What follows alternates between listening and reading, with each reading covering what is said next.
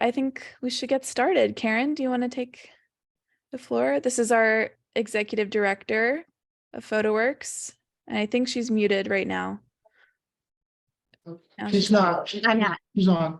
I'm on. I've got a lot of help surrounding. I brought in a couple students and a very special person who has set this all up technically.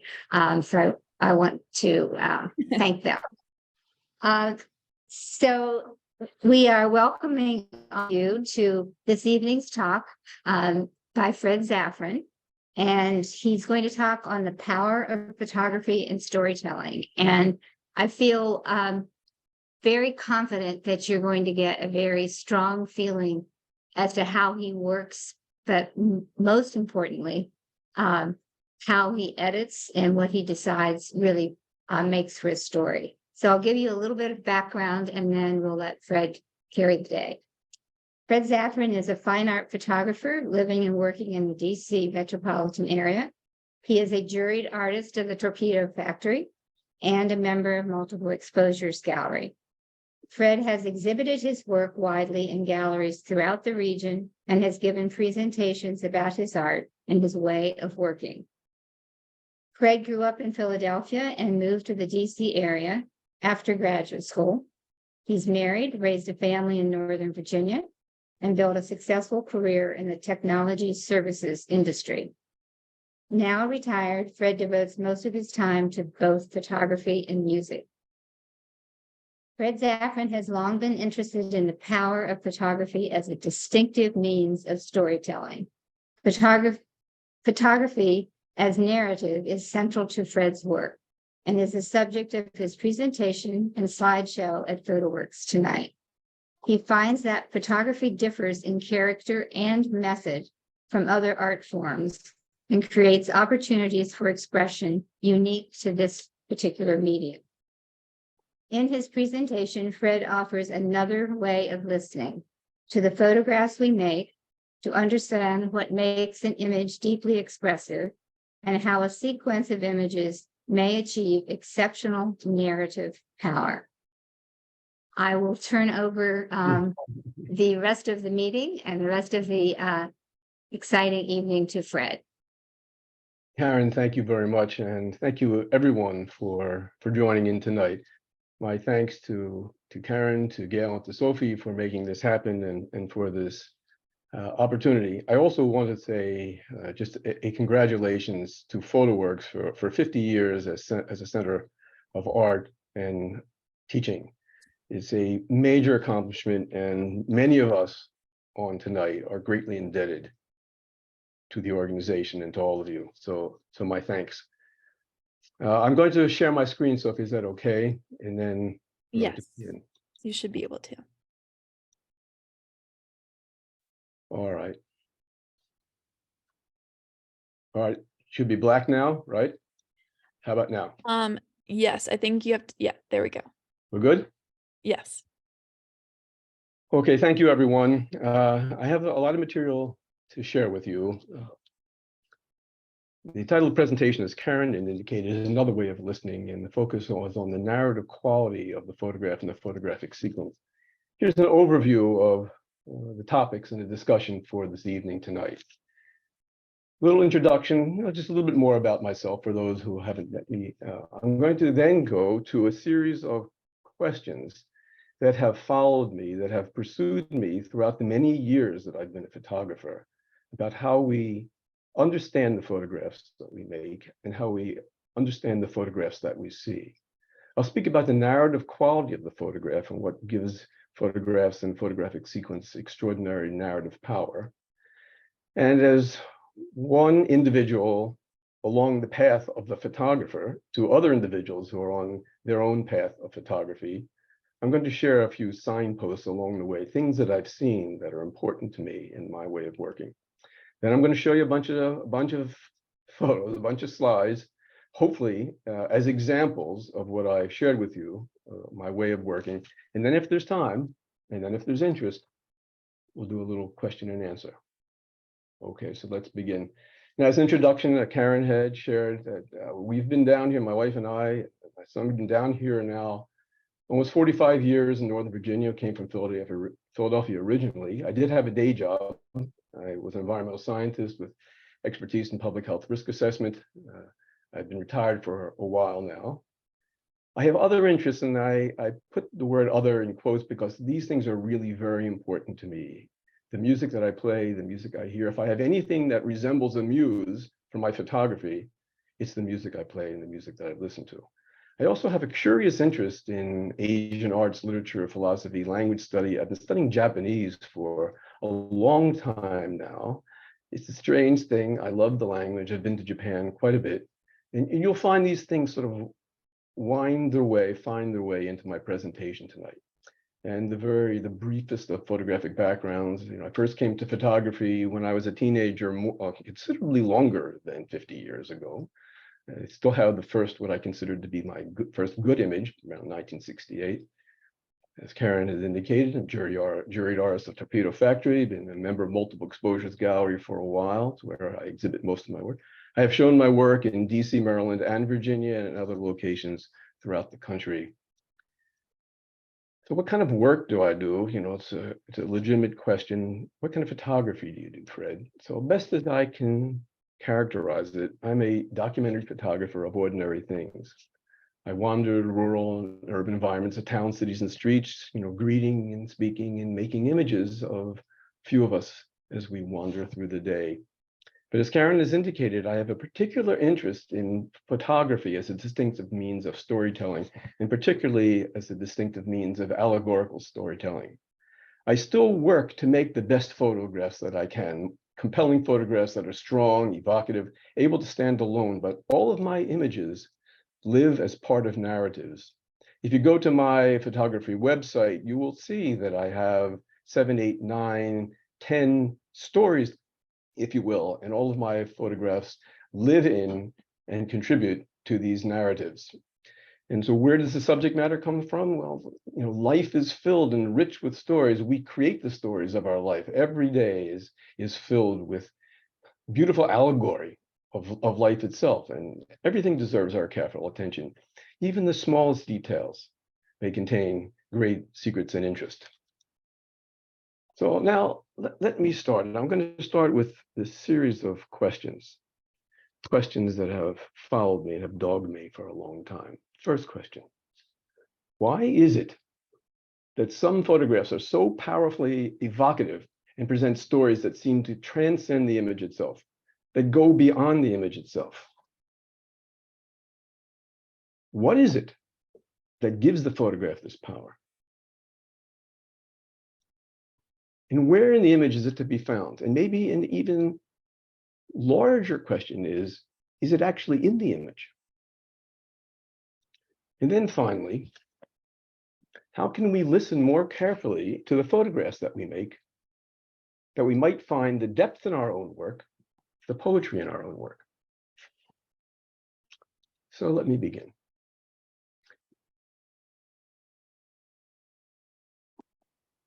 I think many of you have probably been to a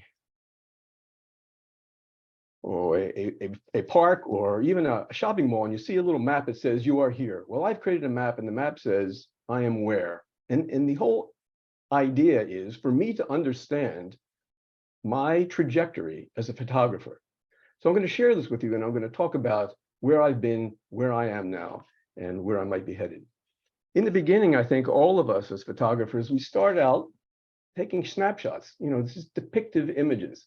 It's just one-off photos of something, someplace, someone, just for information purposes, nothing more than that. The next phase or stage, if you will, could be called descriptive. Here, you can make a group of photos. I'm going to go to the beach. I'm going to take a vacation in Venice. I'm going to go to some kind of event. I'm going to make a group of photos about something. The image order isn't important. It's not critical. It's just a group of photos. Then something happens. If we continue with our photography, if we're serious about our photography, we start to recognize that some of the images that we make have profound emotional power. And this is a very curious thing. And so that we decide we're going to explore more about where these photos come from and what they're about. So these photos then become stronger. They have more emotional content. And then we may decide we're going to try to tell the story built around images with this greater power. Usually it's a chronological story, and now image order becomes a consideration. These three areas or domains are the ones that were put out by, first discussed by Stephen Shore in his book, the nature of photographs. But there's another area that I have found myself in, and for lack of a better way of characterizing it, I'm calling it poetic narrative. At this point, the images now begin to point beyond themselves, and there's a more frequent use of symbol and metaphor. The stories become open-ended and sequence becomes absolutely critical. Now, I hasten to say that don't live in any one of these domains, that we have a tendency to walk. I have a tendency to walk up and back and oscillate, if you will, between these areas. But I think in any endeavor of importance, it's important to gain an idea of where you are and what's possible. So this is a little map, a little roadmap. So the long narrative of the photograph, I photograph and I look at photographs and I read about it and I think about it, and I'm constantly trying to understand what it is that makes a photograph powerful. So I'm going to share with you today some considerations from people that I respect, the writings that I respect. I'm going to speak to you about the writings and the teachings of John Berger, Bettina Lockerman, and Paul Graham, as well as others. All right, here we go. When you make a photograph, you're taking a slice out of time and subjective experience. The world flows in front of you. The narrative flows in front of you. The stories that you create flow in front of you, and something catches your attention. Something moves your heart. You lift your camera and you make a photograph. But you decide what goes in the image, what goes in the frame, and what doesn't go in the frame. And you have your own perspective, your own way of looking, your own preferences and predispositions. You work the light, you work the shadows, and you make this photograph. But here's the thing, this photograph creates a discontinuity from the procession and flow of appearances. You've taken a slice out of time and subjective experience. And this discontinuity creates an ambiguity in the photograph, and the image becomes unsettled. And this ambiguity creates uncertainty. And this is what encourages interpretation by the viewer. This is what draws in the viewer. For many of you who are photographers, I'm sure you've been to portfolio reviews or you've been to photo critiques. Has it ever happened to you that someone looked at one of your images and they said, I really like this image. This image asks questions and isn't quick to give answers. Well, this is what's happening. This ambiguity or this mystery or this unsettled meaning in the photograph is what offers a powerful means of expression and storytelling that is unique to photography. It's different than cinema. It's different than literature. It's this discontinuity and this ambiguity in photographs that make for powerful storytelling. All right, let's talk a little bit more about this. This whole business of the discontinuity that Berger talks about, he also calls it something else. He calls it a quote. He calls it a quote from appearances. And I like this literary allusion because what it recognizes is that we're creating the stories of our lives in front of our faces, in front of ourselves. So this quote is created by this discontinuity. There's a small quote. A small quote is just a picture of the thing itself. It's just of limited interest. It's just a depiction. It's that first phase in the little roadmap that I showed you. But the long quote, this is the mark of an expressive photograph. The narrative power of an exceptional photograph is one that quotes at length.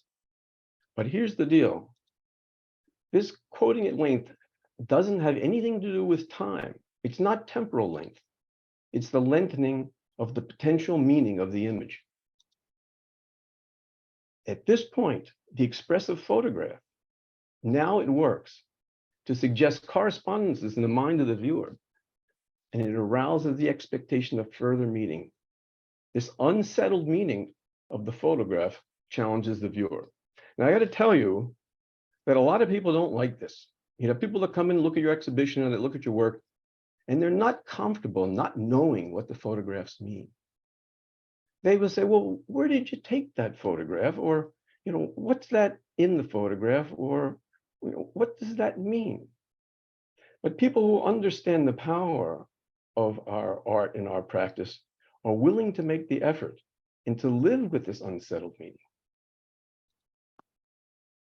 Just to review, flow of appearances, a small quote, just for information purposes, but the long quote, the lengthening of potential meaning in an expressive photograph. All right, at risk to myself, I'm going to show you a couple images. I'm going to show you, these are two of my images. I'm going to show you a short quote, and I'm going to show you a long quote. Here's a short quote. It's a picture of a tree. Nice image. Took it some time back. Exposure's okay. Nice setting. It's just a picture of a tree. And I'll tell you, I'm not sure anybody would care that they ever see this photograph again. Now I'm going to show you a long quote. Also pictures of tree. But there's something different about this image. This image draws you in. I'm going to speak a little bit more about this image subsequently. Long quote of the photograph. So I spoke to you about poetic narrative, this fourth domain or region that I stumble into occasionally. So what's all this? What's this all about? So first we need to talk about what poetry is in general. So a person has a profound experience or insight, and they decide to try to capture this in poetic form, in words. So the words are chosen and are arranged for meaning, for sound, and for rhythm. But here's the thing. The poetry exists because the limitations of language, of prose. In poetry, the words are used to point beyond themselves, the meaning beyond the words themselves. And the same is so in the photograph as poetic narrative. Here, we are now making images or receiving images that point beyond the limitations of the depicted subject matter. And frankly, these images, expressive images, may point beyond any of the subject matter in the photographs. These images now become suggestive, they're evocative, they're rich in symbolism, use of metaphor, they have layers upon layers of potential meaning. These are powerful photographs. Here's the quote, Alex Soth. Photography functions more like poetry and is usually free verse in nature. No standards for beginning, middle, or end. Hang in there with me. Now, let's talk about the power of sequence. So if you recognize the potential and the capability of expressive photographs, you may decide that you want to bring these together to try to tell something of a more meaningful, powerful story or narrative. In general, I'm sure as you all know, photographs can be arranged in two ways. They can be arranged in series. You take a group of photos around a theme or an idea. Order's not critical at all. It's just a bunch of photos to bring them together. It's a series. Or a sequence. And in a sequence of images, the images are meant to be read in a certain order.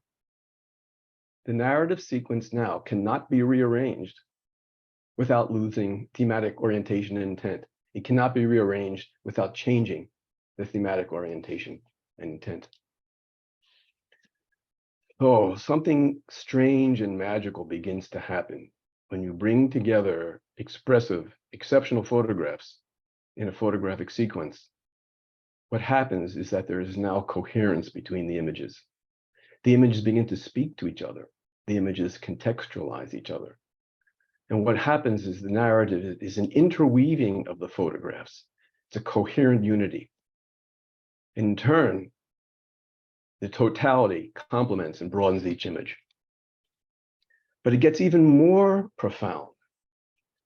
Not only do you need to think about the photographs and the sequence of photographs, we need to think about the space between the photographs. When one has an exhibition, or maybe even more importantly, in a photo book, the exceptional photograph will draw the viewers in to question and explore, but the space between the images, another form of discontinuity in a photographic sequence, allows the viewer, invites the viewer to enter further into the narration and to become part of the story. to understand, and to tell the story. And so if this is the case, then we need to talk about the viewer and the story. Here's the deal. The artist creates and the viewer completes the story. The meaning and the story are not fixed and not owned by us as much as we'd like to think it's the case, world according to Fred. Ultimately, the meaning and the story have to be resolved by the viewer. We'd like to think that we know what our photographs are about, and we'd like to think that the narrative we create has a clear meaning and intent. But the truth is that the viewer comes and they bring all that they know, their preferences and predisposition. They bring their lives to your work, and they will resolve your story one way or the next. Here's a quote from Aldous Huxley. Further clarification. Music is the equivalent of some of man's most significant and inexpressible experiences. And by mysterious analogy, the music itself evokes in the mind of the listener sometimes the phantom of the experiences, sometimes the experiences themselves. Such happens with expressive photographs, with exceptional photographs, and a photographic narrative. Here's a quote for you, Paul Graham. Artists know when to leave the poetry of the world alone, to leave the poetry of the world alone. That there is no singular story is the story. So just about now, you're probably thinking to yourself, so what's Fred telling me to do? I'm supposed to run out with my camera and make a whole bunch of ambiguous photos all jumbled up, and this is going to be a good thing? This is supposed to be a good thing? Is this how I'm supposed to work my photographs, my photography? Well, the truth of the matter is it's not so, and it doesn't work that way. And here's how we know. Lessons of the poet sages of ancient Japan. I told you I have this curious interest in Asia. They say that art is giving voice to one's innermost feelings, insights, and revelations. And these feelings are awakened by the world around us and influenced by the poets, by the photographer's ability to be moved by her surroundings. There's a phrase that you've heard, a Japanese phrase is mono no aware, which means, often translated as the pathos of things. But it can also be translated as the astonishment of things. So there's a clear parallel in photography. The principal barrier to us making this type of work is our readiness to receive, to see and be moved by the world around us, to be astonished by the world around us. So the exceptional poetic photographic narrative, as I see it, arises from a widening and deepening of awareness and attention. It arises from our astonishment of the world around us. And consequently, it can and will open the same in the viewer and enables what I'm going to call a heart-to-heart transmission from your intent as a photographer to what the viewer may understand of your work. Okay, it's a lot of material. So how do you do it? How? So I don't have an easy answer for you, but what I can do and what I will do is I'm going to share a few signposts that I've seen along the way of the photographer, along my way as a photographer. And maybe these things will be helpful, add some clarification. Here's the first one. Darkness and the fragility of light. Here's a quote. Black is the most ancient color. Darkness is the great canvas against which beauty becomes visible. The eye is drawn to the edges of things, where the visible becomes world coalesce. And light is most fragile at this threshold, and there imparts its greatest meaning. I got to tell you, for some strange reason, I live in this liminal zone. When I go out to photograph, I gravitate toward this area where light coalesces and where light textures the darkness.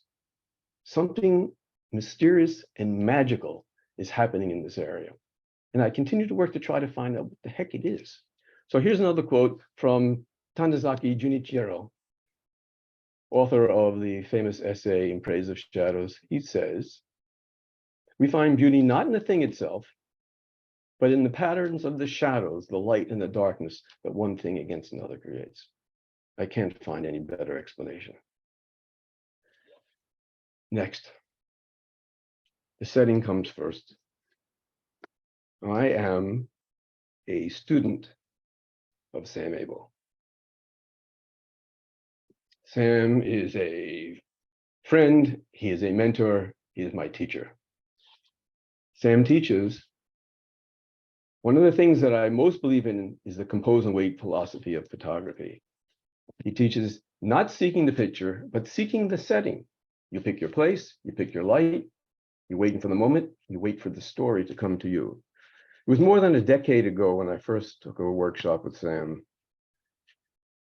And Sam was teaching us, and I'm sitting right up front, right close to Sam, and Sam is saying, the setting comes first, you compose, and you wait for the story, and you look for the small poems.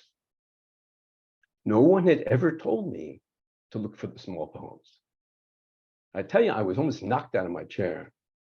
And to that day, from that day, when I photograph, I always look for the small poems. Sam also said that my best work is often almost unconscious and occurs ahead of my ability to understand it. This is actually a quite profound understanding of the way art works. Now, I'm going to come back to this in a little bit. Next, the relationship between things. This is a good one. My interest has not been identifying a single thing, but in photographing the relationship between things. It's Joel Meyerowitz. I didn't want copies of objects. I wanted the ephemeral connections between unrelated things to vibrate. So when I pick up a camera and I look through the viewfinder, what I see is not a single thing. I am no longer photographing a single thing. Everything within the frame resonates and speaks to each other. It's the relationship between things that is the basis of the photograph. And so you find yourself trying to photograph what you can't see. You photograph an absence or a secret behind which something abides, something which, despite being at the center of the representation, is unrepresentable. You're trying to photograph something that's unrepresentable. Javier Ribas. And so how do we do this? Terry Badger says, and I agree, metaphor, symbolism, paradox. These are the tools for photographing what can't be seen. Truth be told, the subject of our photographs is really our emotional response to the world around us. And so you're really trying to photograph not what you see, what you can't see, but somehow to embody in the image you make the profound emotional experience that you're experiencing. So in essence, you're photographing what you can't see. Through the use of metaphor and symbolism, it becomes visible. Salgado says, the language of photography is symbolic. I'll tell you, as far as I can tell, everything is symbolic. You pick up your camera, you look through the viewfinder, a tree, a house, a bird, grass, the sun, the shadow, a red bucket. Everything is symbolic. Everything talks to each other. Everything is resonant. The forms and feeling of motions and the forms of discursive expression are incommensurate. So a metaphor then becomes more revealing than a literal statement, more revealing than the depictive image. This is good, immediate and messy. This is the antithesis of Cartier-Bresson's decisive moment. The antithesis. Raymond Meeks says, the pictures that inspire and encourage my work have an inherent rawness, a slippery immediacy and messiness. These are photos that are in between imperfect moments. Paolo Pellegrin says, I'm more interested in photographs, a photograph that is unfinished, that is suggestive, that can trigger a conversation or a dialogue. This is exactly what I spoke about earlier of the photographs that are ambiguous and uncertain. The curious thing is that such photographs actually communicate more than the perfect image that we strive to frame, the beautiful image with the perfect exposure and the decisive moment, perhaps. Here's another quote. Paul Graham. Taking photographs for more than 30 years now, actually, it's probably close to 35 years. And it has steadily become less important to me that the photographs are about something in the most obvious way. So how curious we come to the point that we're making photographs not about something in particular and not about the perfect moments. Photographs that are suggestive, that encourage conversation. This is how we go out into the world. Be still with yourself until the object of your attention affirms your presence, mine or white. What a beautiful guidance on how we should go out with our camera. And Susan Sontag adds to it, learning to pay attention to the world is the most important skill of storytelling. All right, last one, not knowing. So we as photographers, we work hard to learn our equipment. We work hard to learn our lenses and our camera, and we learn the elements of composition and exposure and proper lighting. We learn how to process our images, whether they are digital or analog photos. We learn alternative process, and we learn to print beautifully.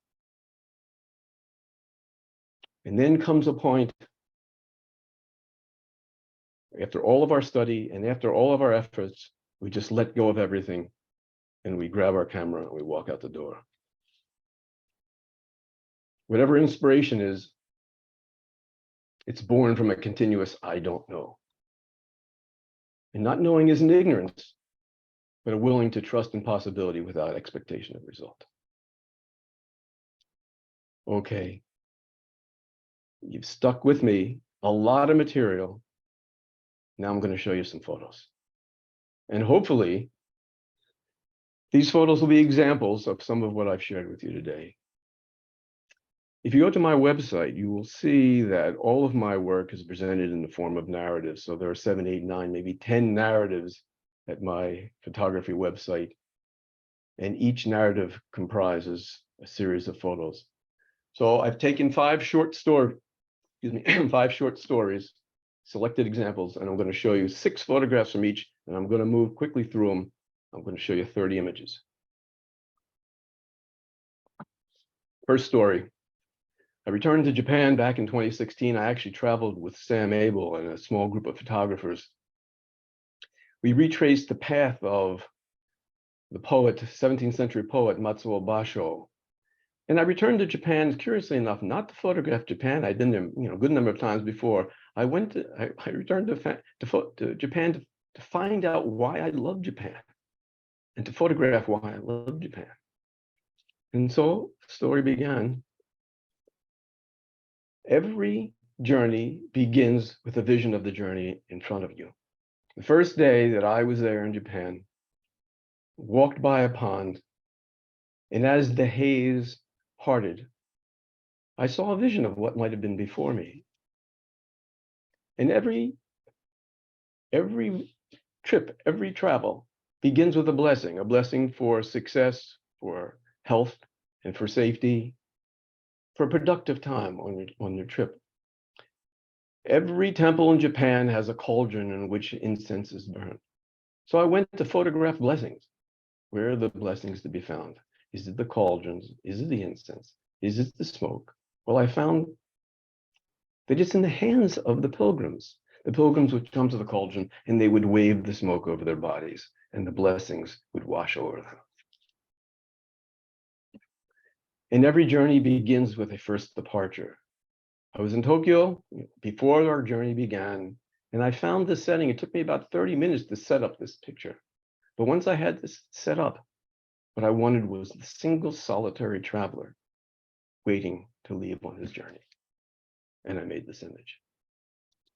We're coming into the train station, and I saw on the platform the woman in beautiful traditional robe, bathed in sunlight, her face half cast in shadow.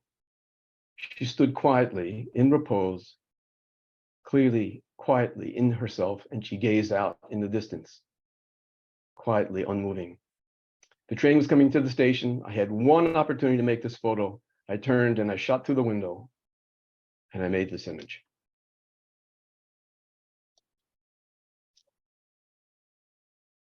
I was at the Mural Water Garden, and a woman walked out of this building in the center, and she walked to the end of the pier, end of this little bridge, and she stood there, and her shadow cast softly on the building. It was a nice image.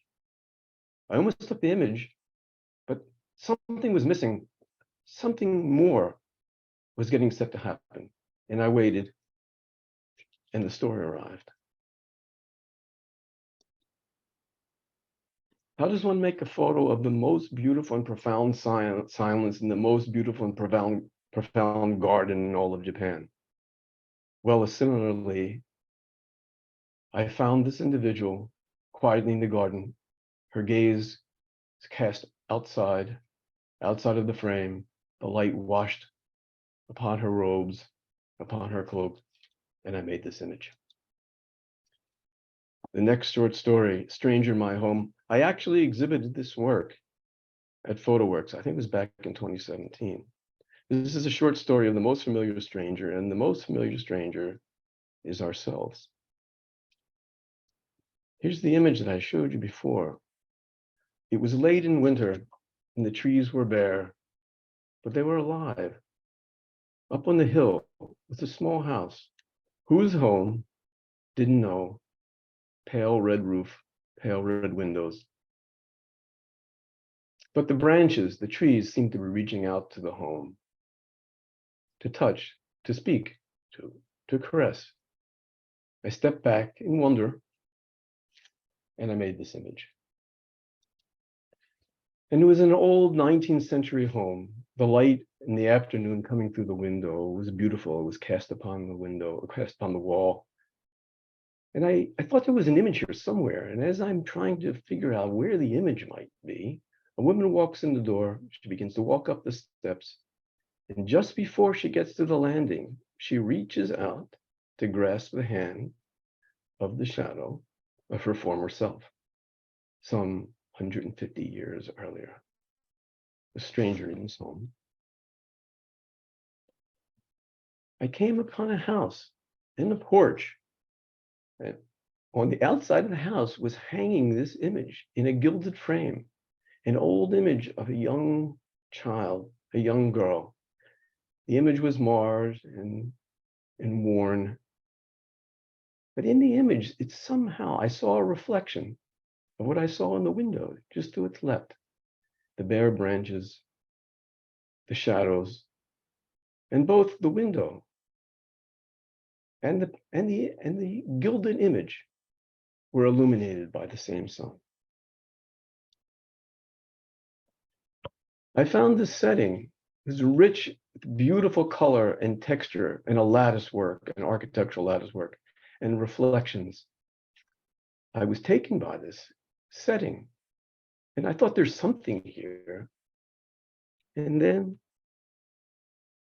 I entered the image.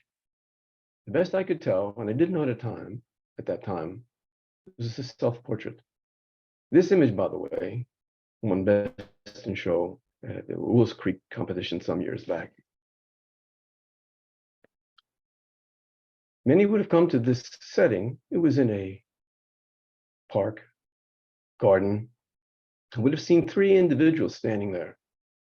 What I saw was three aspects of the same individual. I backed up, I lowered my camera, and I made this image. An old cabin, no one there. I gained entrance. The afternoon light cast through the sheer curtain. Bed was unmade, but the bedclothes were carefully folded. A curtain hung in the center. And up far in the distance to the right, on a little shelf, was the hat of the stranger who had just left the home. Story, Transit of Shadows. This was my last solo exhibit I had in Multiple Exposures Gallery. I have another solo exhibit coming up in October of this year. This is the last one that I had, and this is before the pandemic hit. I decided to photograph along the metro and deep underground. What had happened is that the metro started to look to me like the great mythological underground rivers. So I decided that I was going to photograph what I was imagining rather than what you would see on a day-to-day basis. Descending from the surface to the underground, I found a shaft of light, and I went to the depth of the underground, and I waited. I spent a long time standing here, and I waited for the right person to walk into this shaft of light. And the individual did, and the hair was golden and aflame. And everybody is transformed by their transit underground. I came across this young woman, and she was standing quietly, gazing into the distance, simultaneously, deep within herself, and simultaneously and in a position or a state of ecstasy. So I thought. And I stepped back and I quietly made this image. Out of the corner of my eye, I noticed this flash of golden light, and I turned and I saw this individual standing on the platform. It's a golden dress, and she had a crimson purse. And much to my surprise and great pleasure, she was carrying a small bag of apples. Couldn't resist, stepped back, brought my camera to my eye, waited for the train to come, made this image. How does one photograph the transit of souls in the underground? Well, this image found me. This is the straight shot. This is not a multiple exposure or a double exposure. This is no fancy post-processing. This is the image as I saw it.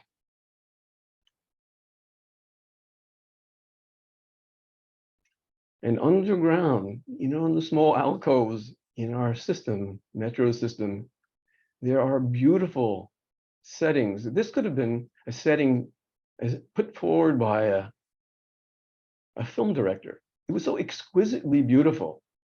The lighting, the walls, with this beautiful green texture. The walls were illuminated by what I can only describe as theatrical lighting.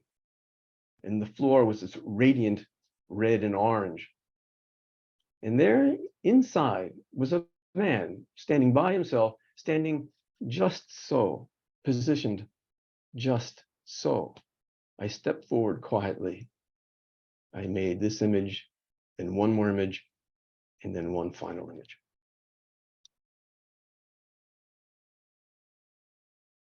And the souls of the travelers ascending from the abyss below. This took me 3 or 4 weeks to make this image. I found this setting and the time of day when the sunlight and shadow created this lattice. And so I walked down, halfway down the stairs, and I would photograph the people ascending from the darkness. I exposed intentionally to create this effect. I photographed many people, but this was the image that I wanted. Next story. Well, you might think I spent all my time wandering around in the cities. Well, sometimes I don't. During the winter, when the snow begins to fall, thick, soft, abundant, I leave my home and I go to the far winter field. And the field is vast and open, and it's filled with silence and light and whisper. I left one day, the snow's coming down, and as I'm leaving my home, my neighborhood, the ground is rent asunder. Strange symbol, a portent. I made this image. And the snow is coming down. It is pouring, it is coming down, and everything is fading into pastel. I noticed that the form of the wires above my head and the image of the tire treads were the same. I slowed my car, and through the window of my car, I made this image. And the same form followed me to the field. Now I'm walking deep within the field, and soon everything will be whiteness. And I walked deep in the field, and it came upon this winter grove. A sentinel. I walked around the sentinel, circumambulating as if it was a shrine. And I stood and I waited for it to acknowledge my presence. And I made this photo. And the field is alive with crystalline light and the memories of the harvest from the previous year. And as I'm getting ready to leave this field, I came across this. In this world of ice and crystal and white light, someone had walked in with a little box of watercolor and put a little bit of color in the trunk and in the crown of the tree. It was so beautiful. I couldn't help but make this photo. And the last story, called Ink Dark Moon. I was inspired by the poetry of Izumi Shikibu, who is a Heian Japanese poetess. She wrote, "Nothing in the world is usual today. This is the first morning. Every morning is the first morning." First, I saw the slash of crimson. Then I saw the scarf. Then I saw this proud and dignified portrait. I stepped forward. I made an image. Slowly, another image. And then I composed for the foreground, the mid-range, and the distance. And I made this last image.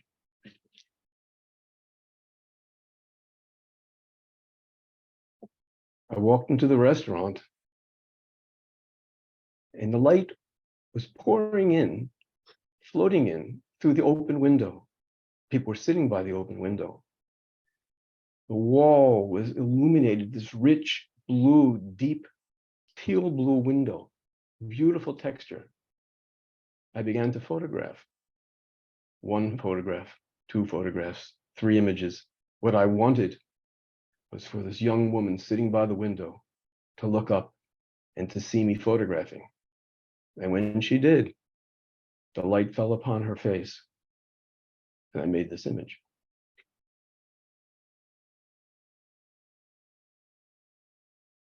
I was in another restaurant. I always have my camera with me. And in the distance, inside the restaurant, I saw the server putting on a tray glasses of crimson and glasses of gold. I knew that her trajectory would take her around this post. She would walk right by this man in this, sitting, having lunch by himself in this deep blue shirt. And as she walked by the post, and as her glance, her gaze lowered to the ground, I made this image.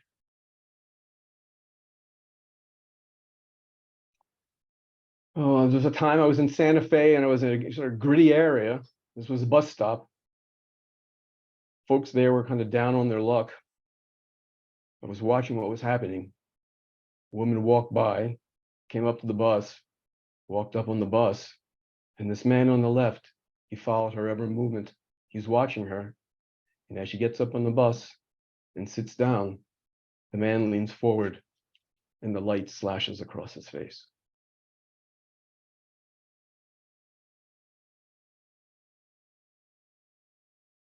In the cathedral, the light is miraculous. The shape of the light is reminding me of something. I'm not sure. I'm waiting. I compose in the frame, and this man walks in, this individual walks into the light and completes this image of a sacred flame. And the last image I'm going to show you, I live out in Leesburg, in Payne's Biker Bar, downtown in historic Leesburg. I often wander with my camera. I came upon this setting. It was a tall man, pensive. He's thin. He's wandering up and back outside the bar. Bar's always noisy, it's rowdy, there's something on his mind. And as he gets ready to sit down, as he sits down and enters into his silence, I make this image. Thank you very much. I appreciate you hanging in there with me. I hope it's of some interest to you. Okay. Thank you, Fred. All right, let's see. Stop sharing. Okay, back. Here we go.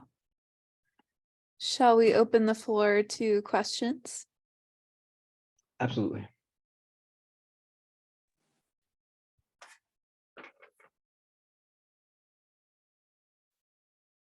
I appreciate you hanging in there with me, by the way. It's a lot of information. So My I'm happy question to is, how start. do you learn to see like that? You're very kind. You pick up your camera, you walk out the door. You keep trying. I mean, honestly, I give you a few things that I've noticed, but I'll mention Jay Maisel. There's Jay Maisel, the famous quote. Somebody asked Jay Maisel once, "Jay, how can I make more interesting photographs?" And Jay says, "Be a more interesting person." Never forgot that. So that means, maybe we should go to the symphony. Maybe we should read another novel. Maybe we should play music. All these things work together. Not a glib answer, serious answer. So Fred, first of all, thank you very much. Hi, Very Mike. fun. How you doing? I'm very well, thank you. I hope you're well. You're I'm also. Thank you. You talk about sequence, Yeah. and you illustrated that very nicely with your with the stories that you told. Yeah. But with photography, we're not limited to a linear sequence. I mean, when you put stuff on a wall, you also have the spatial relationship. Things Totally. can go in various organizations. Totally. So it's not necessarily a linear thing, No. but there's a sequence aspect to it also. Can you speak to that? Yeah, sure. So actually, an exhibition is more difficult. If the intent is to communicate an expressive narrative, it's actually more, it's more possible within a photo book than it is in an exhibition. People come into an exhibition and they just wander. And so we have to anticipate this. And that the exhibition needs to be set up such that there are dominant images that communicate at different levels. And so, of course, it's not linear. You're absolutely right. I did speak about the whole issue of these narratives being open-ended. And certainly in the context of an exhibition, when you're in a physical room, these stories are totally open-ended. And that actually is got to be part of the planning of the exhibition. And it's a very important point that you're making, and you're absolutely right on. Actually, the exhibitions are more difficult, but wonderful and challenging, and a great opportunity for us. Hope that's something I'm going to answer for you. Yep. So I've got another question. So Yes, I guess please. I've got the floor, I may as well. Please. Because you talk about story, and again, I get the point with story. Yes. But it seems like there's potentially more or potentially other. Yes. Because story is not necessarily the same thing as message. Yes. Or meaning. Yes. Or emotion. Yes. And a series of photographs could express any of those things potentially without a story, if you will, a narrative. Right. So right. maybe you speak to that. Right. So I differentiated in my presentation between a series and a sequence, right? So if we're talking about a sequence, the curious thing that certainly for me, when I get to this stage in my photographic practice, the story isn't always obvious. The story is open-ended, and sometimes it cannot be expressed as well in words. This is why I put forward the quote by Huxley that talks about the power of music. How well, I'm answering your question in some circuitous manner, how well can we tell the story of a Beethoven sonata, or a symphony, or a Chopin nocturne, or a Bach prelude and fugue? You cannot tell the story but there is a story. It carries you.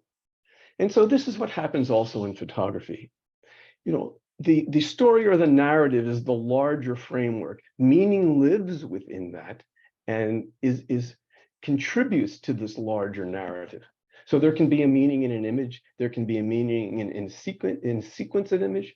Sometimes it's obvious. Sometimes it's not so obvious. I mean, honestly, this whole business is just about as mysterious as can be. And I wish I had a clean answer for you, but I don't. But this is what makes it wonderful. This is what makes this practice wonderful, honestly. So I agree with everything that you said. I'm not looking for clean answers. I mean, and the very point that you've made then, and also that poetry exists because of the limitation of language, and Yes. so does photography, Yes. really speaks to that point. Yes. No, I appreciate that. I'm glad that you caught that. Profound Fred? images point beyond themselves. Yes, I'm sorry. Please, whoever. That's okay. What I was going to say is, Hi, Sandy. hi, when you're telling an image, a story, your story may be totally different than a viewer's story. Absolutely. But Yes. to make my work fall together, it's either related tonality, some way or the other. So Sure. my story works out. So Yes. I think that's the thing. Your story, I had a professor once that said, don't title your work because Yes. you're telling the viewer what they're seeing Yeah. instead of them deciding what they're seeing. Right. That's a fair point. Yeah. I would totally agree. Yeah. And your work always tells a story to me. You have to go into your photos because you'll see one thing and then you're, oh my God, that person You're is very, very kind. right. No, it's true. Very kind. I mean, honestly, I got to just say, you know, the whole slide about not knowing, you get to a point where you just have to admit to yourself that as much as you're working hard, you just don't know anymore. And you just sort of go out into the world and you just hope for some sort of clarity. You know, I think that's what makes this practice so wonderful and so beautiful and so mysterious. I had two questions. One is sort of a follow-up. Hi, Sandy. Hi, Fred. When you said and when you were going to Japan, you said you wanted to sort of explore what it was about Japan that attracted you. So you had a vague idea of the storytelling in your head. When you go out, for instance, when you go to the subway, Yes. did you sort of have a general outline of what you wanted the story to be? Or was it a complete blank slate? Beautiful question. I mean, honestly, and this goes back to Sam's point about his best work occurs unconsciously ahead of his ability to understand it. Well, you know, we make a lot of images and oftentimes, you know, I'll speak for myself, I don't know what they mean. And you bring them together and they start to talk to each other. And then the story becomes more manifest. Sometimes you think, you know, answer your question, Sandy, sometimes you think we go out with a certain idea and we make a whole bunch of images. And then when you come back and over time, it could be months and over a year's time, you realize that it's a story, the narrative is different than you had originally imagined. And so both things work. So the answer is yes, sometimes I go out with an idea and sometimes I go out without preconception or predisposition. Mostly the latter, honestly. And then the other question I had is I was Yes. very intrigued when you talked about how you sometimes frame photos around color. And I've always found the color in your, that you use color differently than a lot of photographers. And the color is always very compelling and often adds to the mystery of the photos. So when you showed us that one of the person at the bus stop and what you noticed, and that was really fascinating to me, and it sort of helped me understand a lot about how you bring that mystery to your photos. Well, I appreciate that. You know, as I said earlier on in the presentation, you know, there is something mysterious that goes on within the zone, the reach where shadow and light come together, where light textures the darkness. You know, for me, this is particularly moving, you know, and I sort of live there. I live here. And so, yeah, that was the case in that photo too. Yeah, great talk, by the way. I really enjoyed it. I appreciate that, Sandy. Very nice of you. Fred, if I can just say that. Hi, Master Tom. Oh, hardly. How are In ya? fact, In fact, this presentation has got me so far out of my comfort zone Good. that the only solace I take from it is that I have so much further to go in exploring photography. I will also say that while as primarily a black and white photographer who generally finds color distracting in most images, Right. yours is actually the antithesis of that, that there is a serenity to the composition that is added to by your so judicious use of color. You're a good man, Tom, and I appreciate that. I'm going to make note of two black and white photos that are particularly good examples of this whole issue of the ambiguous, the discontinuous, the uncertain photo. Edward Weston's Pepper Number 30 and Paul Capernigro's Galaxy Apple. If you haven't seen those photos, you should go take a look at them. They are profoundly powerful and wholly and totally ambiguous and metaphorical. They are just beautiful images. So it doesn't have to be on the street, doesn't have to be landscape, can be still life, and can be black and white. So there's hope for me. Totally. I'm like you. When I switched from black and white film to digital, I had to take a painting class to understand color because it drove me crazy. Yeah, And Fred masters it. me too. Drives me crazy. Good questions. Hey, Fred, Eric McCollum Hi, here. Eric, How are you? my good friend. Thank you. I'm good. Yeah, lovely talk. I was curious. I was talking to a photographer here in town, and she said something that really interested me. She said that she has to really embrace failure in her work. Yes. And when she gets stuck, it's because she's lost the playfulness in work. And I'm wondering how those two things filter into the long practice of constructing what you construct, which are these lovely sequences and narratives. So it's an interesting thing. I was just reading, I mean, it could have been even last night. Maybe it was Jane Hirschfield. I don't know if you read Jane. She's a poet. Yeah. I think it was in the book that I was reading that that artists need to be allowed to fail. You know, it's an interesting thing for we as artists, in our attempt to be artists, we think that we have to always be successful, that everything we do has to be okay. We have to fail. There's no question about it. We need opportunity to fail and to rethink and to regroup and to make new work. And, you know, the failure is not always invisible. Sometimes the failure is visible and it's perfectly okay. But it's hard on us. It's difficult. We have to expect it, and we have to accept it, and we have to tolerate it. So I agree. Did she say that she was stuck? Is that what you said? She's stuck? She said when she got stuck, well, a little background. She's gotten amazing national attention in the last year. And I was asking her about that, and she said, you know, I have to really work to get a sense of playfulness back. Yeah. Because otherwise I can think that people are all looking at my work, wondering what I'm going to do next. Yeah. If I get caught in that, I'm not going to be able to do anything interesting. The tough thing, when I was first out in Santa Fe, you know, I was taking a workshop out there. This is more than a decade ago. I went into a little store there, and there was 30 copies of the book Art and Fear on the shelf, you know. And if you haven't ever read Art and Fear, I read it about 5 times. You ought to read it. Yeah. We're all worried about the next thing that we do, you know, especially if you exhibit your work. People look at your new work and it compares to what you've done, and the idea is you're supposed to be better than you used to be.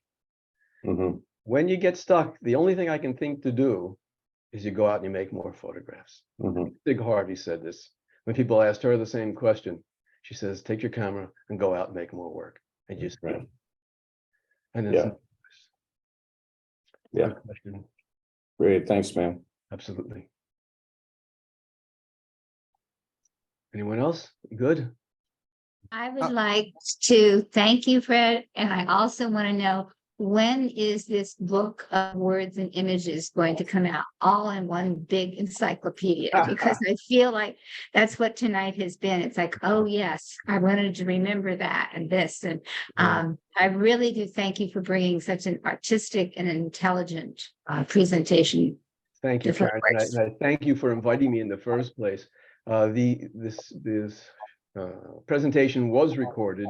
I think Sophie said she recorded, and so it will be available. So it won't exist in any book per se, but if you want to take a look at it again, it will be available. Absolutely. I did see a question in the chat. Okay. Yes. Someone is asking, where's the far winter field? They always want to know. Right. So the answer I'd like to give is that the far winter field lives everywhere. The far winter field is in my mind and in my imagination. It is a real place, and it's not too far from where I live, honestly. But it is in an internal domain as much as a physical place that I go when it starts to snow, and it is really snowing, and I go there and it's just me and the snow and the quiet. It's just wonderful. So I'm not just a street photographer. Just say, there you go. But one of the best street photographers. You're too kind. Too kind. Fred, I had a question. Sure, Mac. Perhaps about technique, but it sounds as though, despite the fact you're shooting digital, you are very selective with the images you make. Did I get that correctly? Well, it's true. You know, I was taking a class with Alex Webb, a workshop with Alex Webb years ago, and Alex Webb said, the kind of photography that I do, you know, he largely wanders the streets also. He's a magna photographer. He says, is 99% failure. So I get that. It's totally true. You make a lot of images, and a lot of them are not so good. And so, you know, as I continue in my photographic practice, I can't say that I make a whole bunch more really good photographs, but I know better now what's not good than I used to. And so the images I show are a little better than they had been because of that. If that's an answer for you.